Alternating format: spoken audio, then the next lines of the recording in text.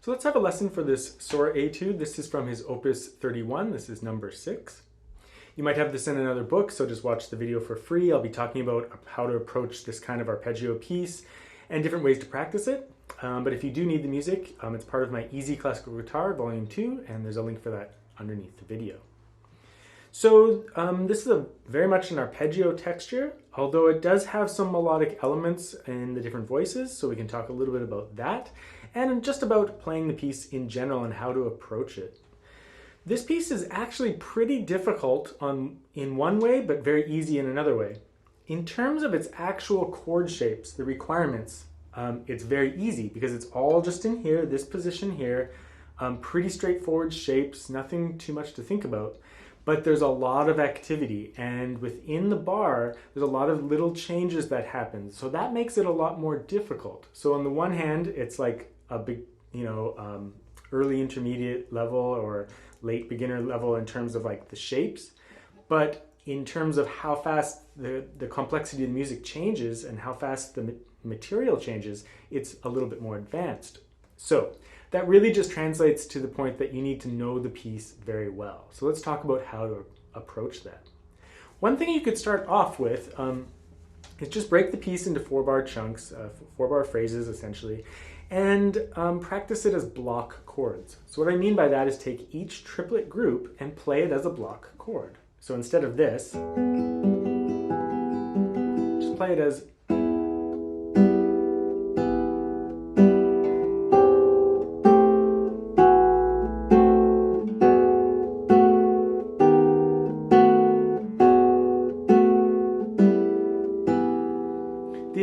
to that is that you'll learn the chord shapes very securely. Your left hand and your right hand really want to know what those secure chord shapes feel like. And that has to be a little bit in your muscle memory. So that's a good first step. There's advantages and disadvantages to practicing like this though. The advantage is that you get to know the music in a very secure way. The notes aren't going by fast when you play it like this. Or sorry.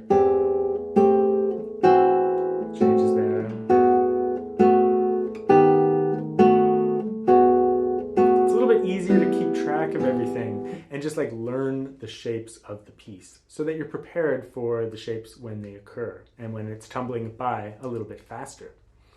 Now, the disadvantage is that you don't really get the melodic element going there. That top voice and the lower voice want to sustain up to their next one. So the top voice in this piece could be played like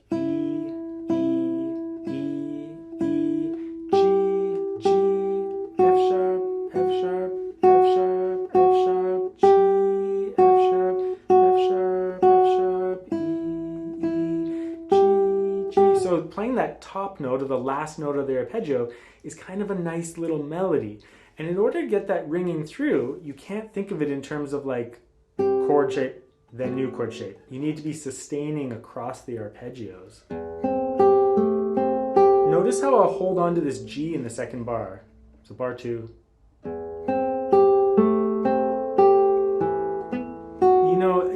I hold on to it until I need to change it to that F sharp. So I don't really move my F sharp when I play the first note of that beat. I wait until it's kind of needed. So that kind of overlapping these are like chunks of harmony and then the melody will overlap sometimes. That will be the thing that makes the piece a little bit silkier and a little bit more sounding like a melody in the top voice and not just sounding like block chord arpeggios. It's not just like,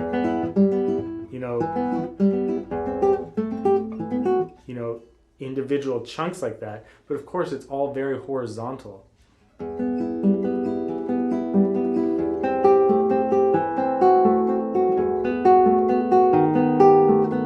Especially there. If you moved it too soon there, you'd get that clipping of the melody, right? It wouldn't sound quite as much like a melody.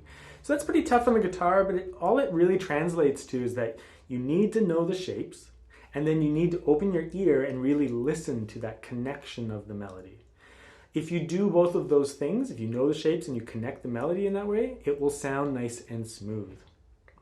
Other parts of the piece, it's more just bass line, so it gets a little bit easier in that regard. It's not always like super melodic in the top voice. But in the first 8 bars, it is like that. So you have to be really, really careful that you're finessing the transition from one chord to the next so that the melody kind of bleeds into the next one. So let's do a walkthrough of the piece, but just keep those things in mind and practice it in that way. And I think you'll find that the musicality will emerge. Of course, sustain the melody, the bass lines as well. So you just need to know these chord shapes, so just take it slow.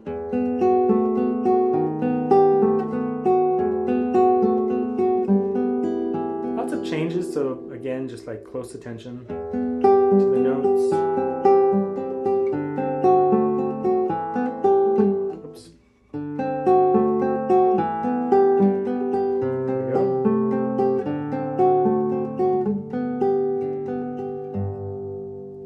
Past those first 8 bars, it gets a little bit easier, I think.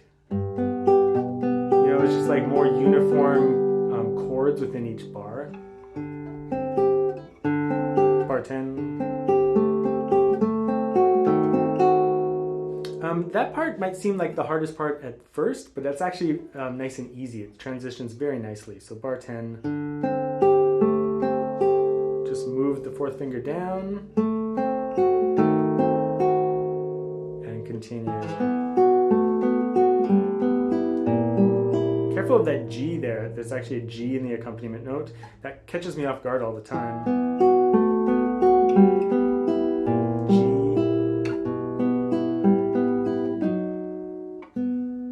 It's those little tiny changes that catch you off guard. That's why this piece needs to be studied a lot longer than the other pieces in the book. It just needs to be practiced for a really long time. It's not that it's hard, but you just have to know it that much better. Carrying on from bar 13. It actually gets a little bit easier from this point on.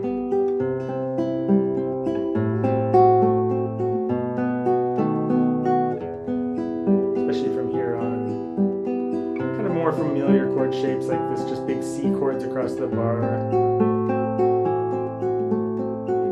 Uniform. And then this is just a repeat. And then he just goes into mainly a cadence after this point. So this is just all a big long E chord for many bars.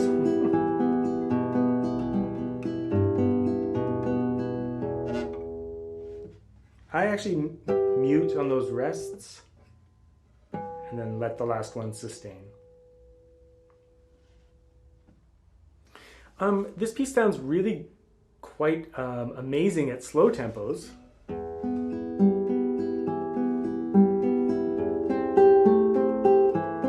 You know, it's quite nice. It's like has this dark kind of resonance to it, but it's also very good at faster speeds.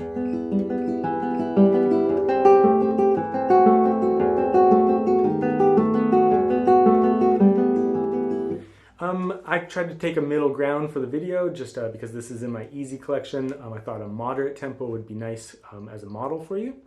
But feel free to either finesse the legato connection a lot at slower tempos or speed it up for a lot more excitement. Lots of different interpretations are possible.